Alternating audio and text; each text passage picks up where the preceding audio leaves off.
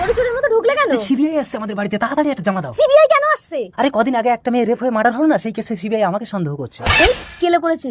শোনো, সিবিআই এর সামনে ভাব নিতে কম করবে না, আর অল্প কথা বলবে, যা বলবে ইংরেজিতে বলবে, তাহলে মনে করবে শিক্ষিত লোক এইসব নোংরা কাজ করবেন। ইংরাজি কি করে বলবো, আমি তো মূর্খ।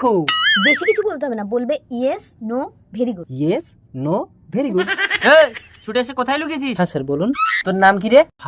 হারালাল সামন্ত। আচ্ছা, হারাধন। হারাধন নয় স্যার, হারালাল, হারালাল। ঠিক আছে, হারাধন। আবার ধন ধরছেন, ধন ছাড়ুন, ধনটা কেটে লাল করুন। ঠিক আছে, ধন কেটে লাল, হারালাল।